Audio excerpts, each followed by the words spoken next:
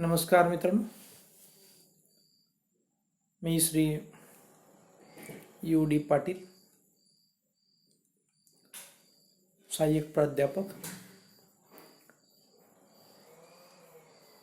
भूगोल विभाग, कला वाणिज्य विज्ञान महाविद्यालय पलूस आपले स्वागत करतो।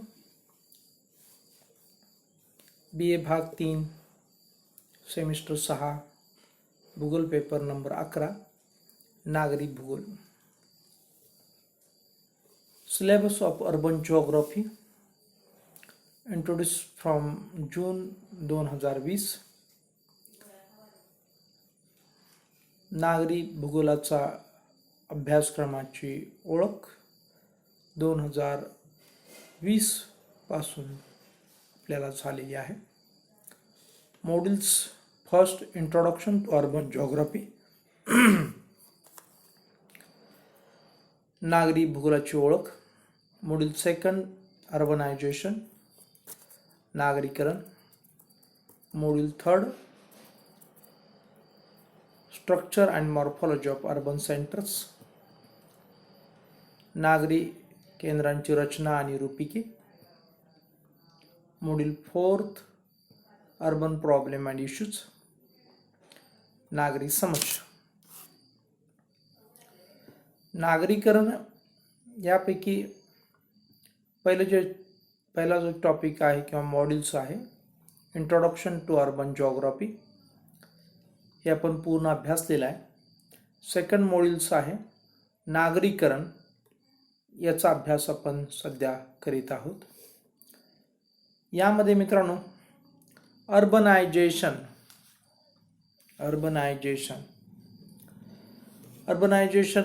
म्हणजेच नागरीकरण या प्रकरणामध्ये site and situation, significance and types, स्थान आणि स्थिती, महत्व आणि प्रकार, concept and factors of urbanisation, नागरीकरणाची संकल्पना आणि नागरीकरणाचे घटक, patterns of urbanisation in developed and developing countries, विकसित आणि विकसनशील देशांमधील नागरीकरणाचे प्रारूप किंवा स्वरूप, फंक्शनल क्लासिफिकेशन ऑफ सिटीज, कार्यानुसार नगरांचे वर्गीकरण। या गोष्टी आपण या प्रकरणामध्ये शिकणार आहोत। त्यापैकी नगरे व शहरांचे स्थान व स्थिती, यामध्ये आपण स्थान म्हणजे काय, स्थिती म्हणजे काय थोडक्यात आपण पाहिलेलं आहे आणि स्थानाचा आणि स्थितीचा महत्त्व आपण लक्षात घेतलेलं आहे की शहरांचा किंवा नगरांचा विकास व विस्तार किंवा आणि स्वरूप यामध्ये आपल्याला नगरांची जी स्थान आणि स्थिती आहे हे घटक आहेत हे अत्यंत महत्त्वपूर्ण असल्याचे आपण पाहिलेलं आहे। नगरे व शहरांचे स्थान, यामध्ये स्थान म्हणजे काय, याला आपण सापेक्ष स्थान म्हणजे काय, निरपेक्ष स्थान म्हणजे काय, स्थानाची असणारी व्याख्या, स्थानाचं असणारं महत्त्व, स्थानाचं असणारा जे काही दृष्टिकोन आपण या ठिकाणी पाहिलेला आहे किंवा स्थानाची निवड करताना सुरक्षितता, पाणी पुरवठा आणि वाहतूक या गोष्टींचा विचार होतो। या सर्व गोष्टी आपण पाहिलेल्या आहेत। यानंतर आपण नगराच्या स्थानावर परिणाम करणारे जे घटक आहेत त्याच्यामध्ये भूपृष्ठ रचना, पाणी पुरवठा, जमीन, हवामान, दळणवळण, आर्थिक घटक, सामाजिक घटक, राजकीय घटक, धार्मिक घटक, हे सर्व घटक मित्रांनो आपण अभ्यासलेले आहेत। आणि नगरे व शहरांच्या स्थानाचे प्रकार व महत्त्व हे आपण अभ्यासायला सुरुवात केलेली आहे। यामध्ये आपण मित्रांनो सुरक्षित स्थान याचा आपण अभ्यास केलेला आहे आणि आज आपण पुढचं जे दुसरं स्थान आहे नदी किनारा स्थान हे आपण पाहणार आहोत। नदीच्या काठी असलेल्या शहरास सुरक्षितता कशी मिळते याचा उल्लेख आपण सुरक्षित स्थानामध्ये केलेला आहे। सुरक्षित स्थानामध्ये आपण पाहिलं की सुरक्षेच्या दृष्टीने नदीला बरेच महत्त्व आहे। नदीच्या काठी वसलेल्या शहरावर नदीच्या दुसऱ्या बाजूने येणाऱ्या शत्रूला हल्ला करता येत नाही. या दृष्टीने बिहारमधील पुंगेर, पटना आणि झेकोस्लोव्हाकियातील प्राग ही शहरे नद्यांच्या काठावरती वसलेली आपण पाहिलेलं आहे. नगर व शहराच्या दृष्टीने सुरक्षित स्थान हे अत्यंत महत्त्वाचे असतात. स्थान सुरक्षित असेल तर नगरांची आणि शहरांची प्रगती होते. नगरात व शहरात व्यापार चांगला वाढतो. परंतु सुरक्षिततेच्या दृष्टिकोनातून आपण पाहिलं होतं की पर्वतीय प्रदेशामध्ये सुद्धा नगरांची स्थापना झालेली आपल्याला पाहायला मिळते.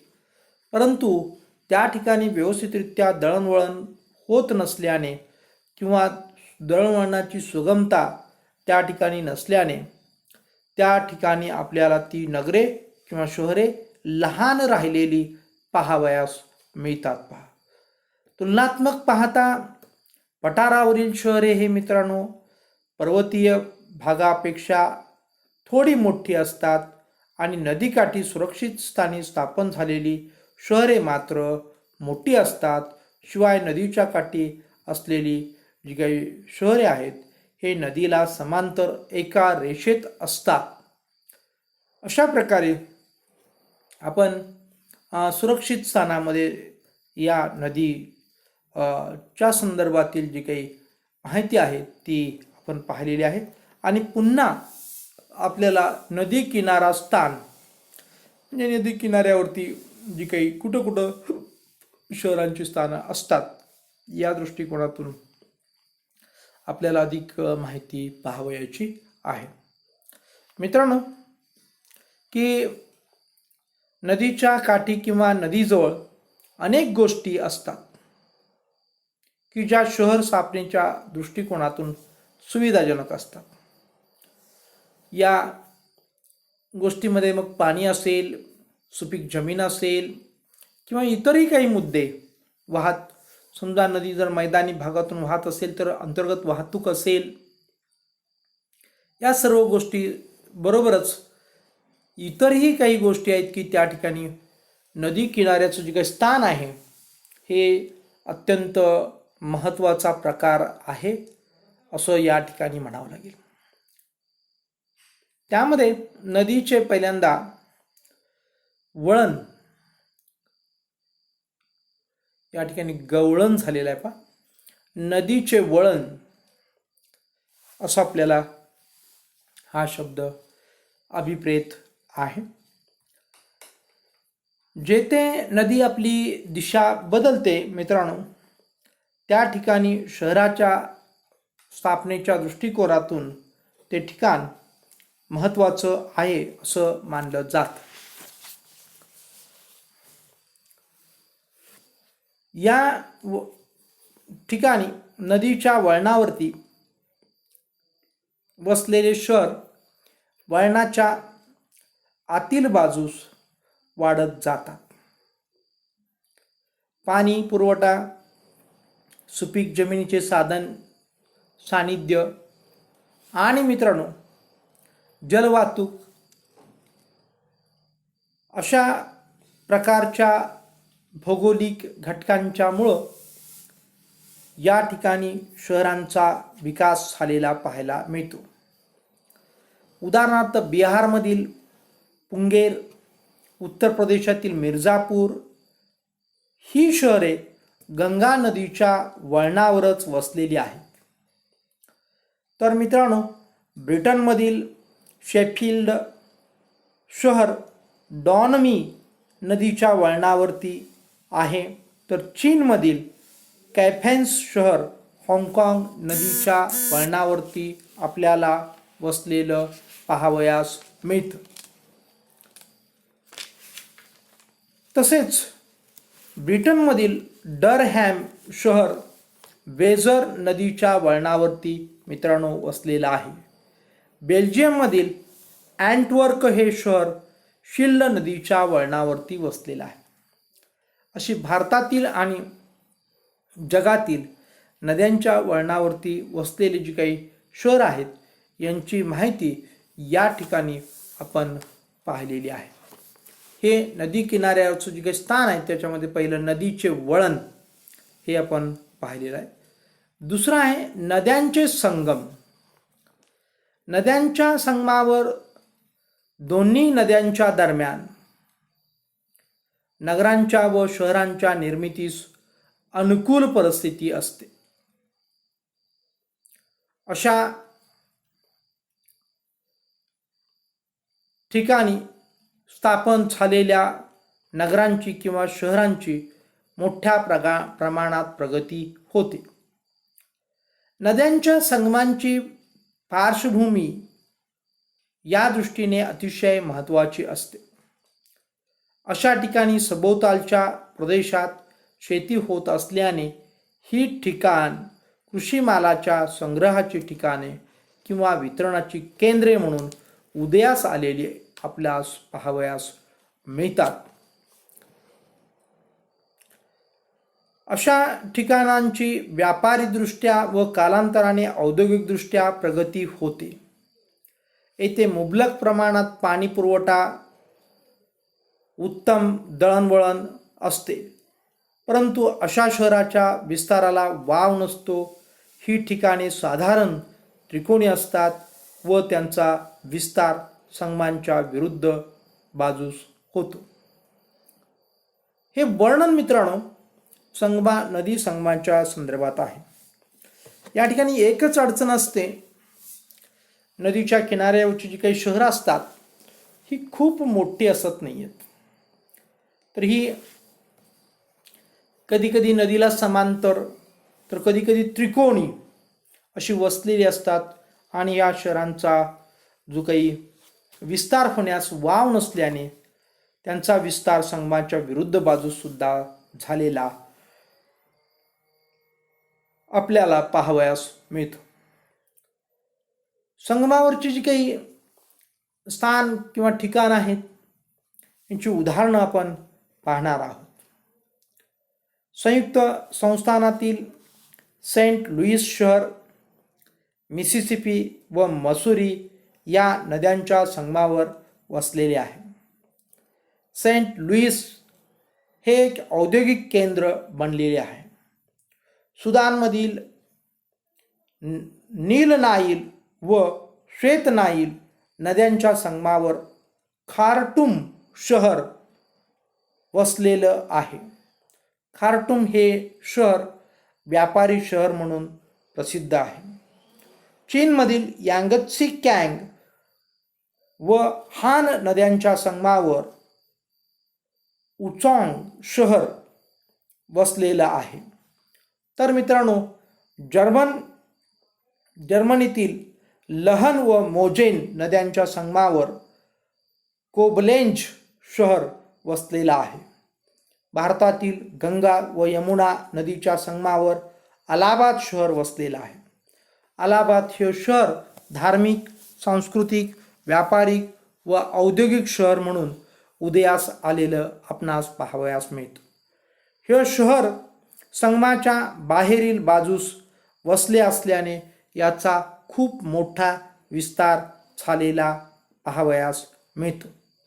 तसेच महाराष्ट्रातील कराड हे नगर आपल्याला कृष्णा आणि कोयना नद्यांच्या संगमावरती वसलेलं पाहावयास मिळतं. यानंतर नदी किनाऱ्यावरील स्थान यामध्ये जो काही तिसरा उपप्रकार आहे नदीच्या किनाऱ्यावरील उंच भाग. तर मित्रांनो शहरं जी असतात हे नदीच्या किनाऱ्यावरती स्थापन होत असताना त्या ठिकाणी येणारी जी काही पूर आहेत या पुरांचा विचार करून पूर नियंत्रण रेषेच्या बाहेर आपल्याला उंच ठिकाणी शहरं किंवा नगरं उदयास आलेली पाहावयास मिळतात.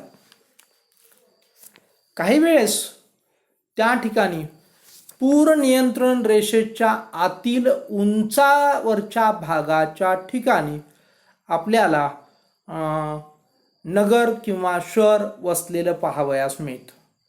आणि याचा परिणाम असा होतो की मित्रांनो, की जेव्हा पूर येतो तेव्हा या नगराला पूर्णपणे पाण्याचा वेढा पडतो आणि त्याला बंदराचं स्वरूप प्राप्त होतं. अशा प्रकारेच नदीच्या किनाऱ्यावरील उंच भागाची निवड जर पूररेषेच्या आत केली तर बेटाचं स्वरूप प्राप्त होतं, आणि मात्र पूर नियंत्रण रेषेच्या बाहेर जर उंच भागावरती जर आपल्याला शहर वसलेलं असेल तर त्या ठिकाणी त्या शहराचा विस्तार विकास ही चांगला होतो. याशिवाय त्या ठिकाणी अंतर्गत भागाशी जोडण्यासाठी अनेक दळणवळणाची साधनं तिथं विकसित होतात आणि त्यासाठी विस्तारास त्या ठिकाणी वावसुद्धा असलेला आपल्याला पाहायला मिळतो. प्रामुख्यानं नदीच्या वळणावरची असू दे, संगमावरची असू दे, किंवा नदी किनाऱ्यावरील उंच भागावरची असू दे, किंवा पुलाचे निकटवर्ती स्थान असू दे, किंवा नदीतील जलवाहतुकीची सीमा असू दे, किंवा जलखिंड असू दे, नदीच्या संदर्भात किंवा नदीच्या आसपास असणारी जी काही शहरं आहेत ही शहरं आपल्याला लहान पाहावयास मिळतात. यांचा विस्तार अधिक होत नाहीये, कारण विस्तारासाठी त्या ठिकाणी वाव असत नाही. हे आपण या ठिकाणी लक्षात घेणं आवश्यक आहे. जर्मनीतील हॅम्बुर्ग, फ्रान्समधील रोएन, ब्रिटनमधील लंडन व न्यूकॅसल, संयुक्त संस्थानातील बुस्टर व बेडफोर्ड, भारतातील वृंदावन, हमीरपूर ही नद्यांच्या किनाऱ्यावर उंच ठिकाणी वसलेली शहरं किंवा नगरं आहेत. यानंतर मित्रांनो, नदी किनारा स्थान यातील पुलाचे निकटवर्ती स्थान हा जो काही मुद्दा आहे तो आपण या ठिकाणी पाहणार आहोत. पूल जे आहे हे अलीकडच्या काळामध्ये जर पाहिलं तर बहुतेक सर्व नद्यावरून, नाल्यावरून, ओढ्यावरून, कॅनॉलवरून सुद्धा आपल्याला अनेक छोटे मोठे पूल बांधलेले पाहावयास मिळतात.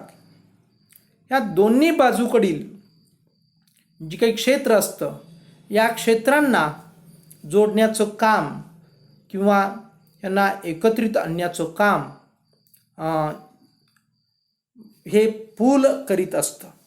आणि या दृष्टिकोनातून या पुलाला अनन्यसाधारण महत्त्व आहे असं आपण म्हणू शकतो. पूर्वीच्या काळी जेव्हा पुलं नव्हती त्यावेळेस आपल्याला ह्या दोन्ही किनाऱ्यावरचं कम्युनिकेशन पूर्णपणे होत नव्हतं, संपर्क होत नव्हता, विचारांची देवाणघेवाण होत नव्हती. अशी परिस्थिती पूर्वीच्या काळी आपल्याला पाहायला मिळतात. परंतु पुलाजवळ पूर्वीच्या काळी जे काही पूल होते ते रोप बांधलेले किंवा अनेक छोटे मोठे प्रकारची पुलं त्या ठिकाणी आपल्याला पाहायला मिळत होती.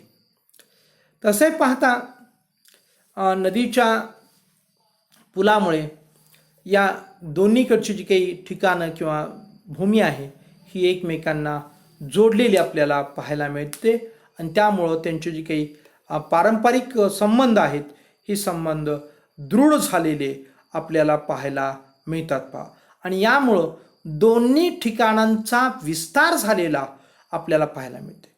ही महत्त्वपूर्ण गोष्ट त्या ठिकाणी आपण लक्षात घेणं आवश्यक आहे.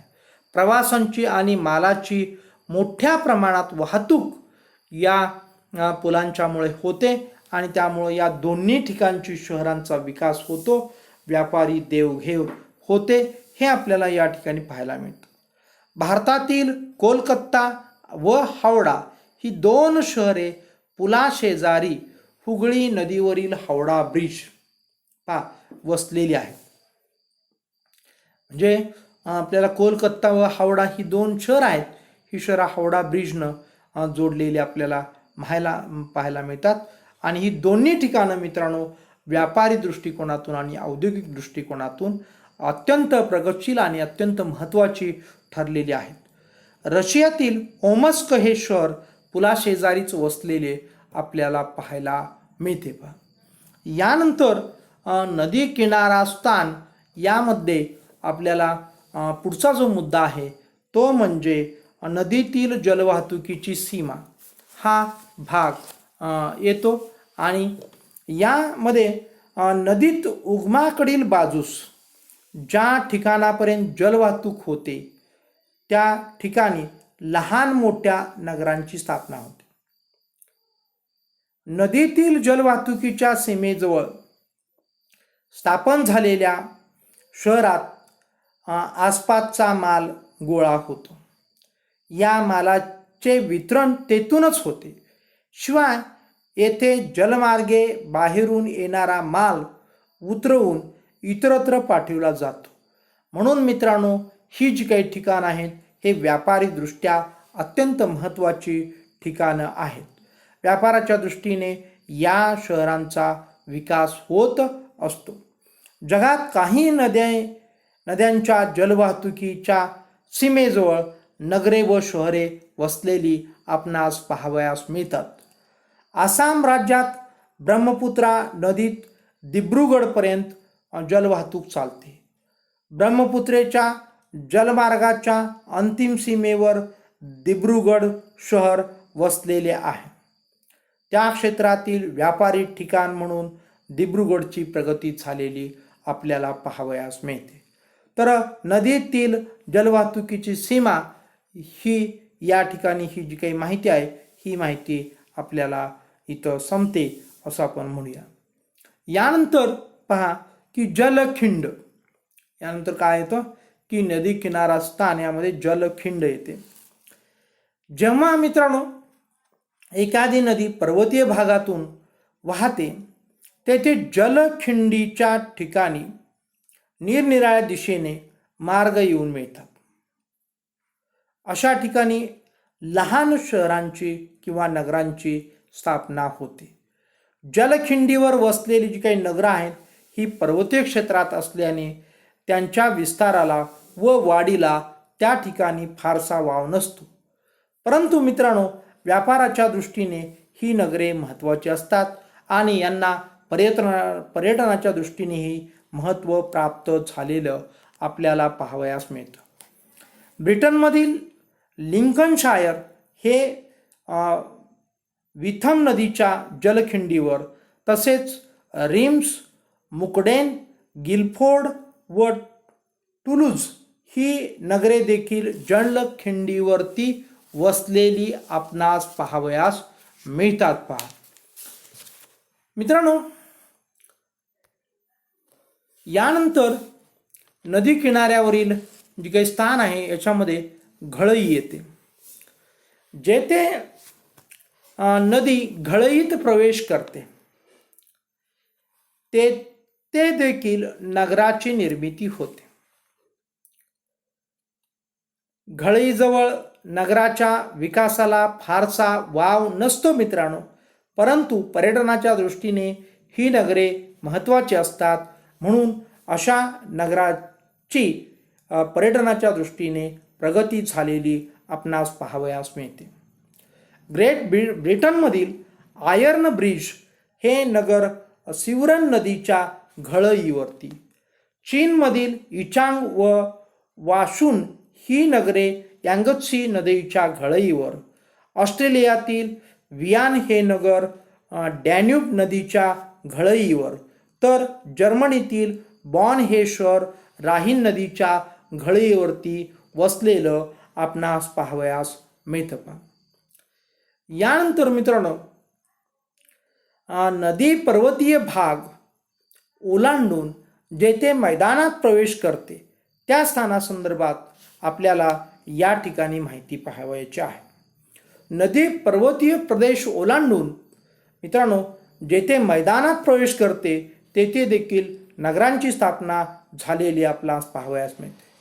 अशा ठिकाणी पर्वतीय व मैदानी भागातील लोक एकत्र येतात व त्यामुळे अशा ठिकाणी दोन वेगवेगळ्या प्रदेशातील भिन्न संस्कृतीतील लोकांचा मिलाप आपणास पाहावयास मिळतो आणि अशा ठिकाणी व्यापारीदृष्ट्या सुद्धा प्रगती झालेली पाहावयास मिळते. मित्रांनो, या संदर्भातील जी उदाहरणं आहेत ती म्हणजे लंडनमधील लीड्स, जर्मनीतील ड्रेसडेन, भारतातील हरिद्वार ही शहरे अशाच ठिकाणी स्थापन झालेली आहेत. हरिद्वार हे धार्मिक ठिकाण आहे की ज्या ठिकाणी हरिद्वारपासून पुढं आपण पाहतो की हिमालय सुरू होतं, म्हणून हरिद्वार, हरीचं द्वार असा त्याचा अर्थ होतो. तिथं असं धार्मिक शहर आपल्याला स्थापन झालेलं पाहावयास मिळतं. मित्रांनो, यानंतर जे आहे तो महत्त्वपूर्ण मुद्दा नदी किनाऱ्यातील स्थानामध्ये धबधबे. नद्यांच्या मार्गामध्ये आपण पाहतो की नेहमी लहान मोठे उंचवटे निर्माण झाल्यास धबधब्यांची निर्मिती होते.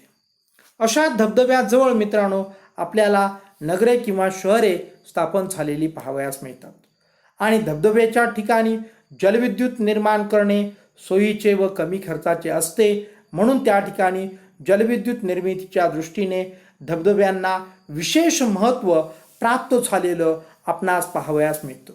अशा ठिकाणी वीज निर्मितीची केंद्रे उभारली जातात. जेव्हा अशा ठिकाणी वीज निर्मिती होते तेव्हा तेथे व परिसरात उद्योगधंदे स्थापन होऊन त्या शहराची किंवा परिसराची प्रगती झालेली आपणास पाहावयास मिळते. धबधब्यांना पर्यटनाच्या दृष्टिकोनातूनही खूप महत्त्व प्राप्त झालेलं आहे, म्हणून धबधब्याजवळ निर्माण झालेली शहरे नगरे ही पर्यटनाच्या दृष्टिकोनातून प्रसिद्धीस येतात असंही आपल्याला आढळून आलेलं आहे. संयुक्त संस्थाने व कॅनडा या दोन देशांच्या सीमेवर नायगारा नदीवर नायगारा नावाचा जगप्रसिद्ध धबधबा आहे. या धबधब्याजवळ नायगारा शहर वसलेलं आहे.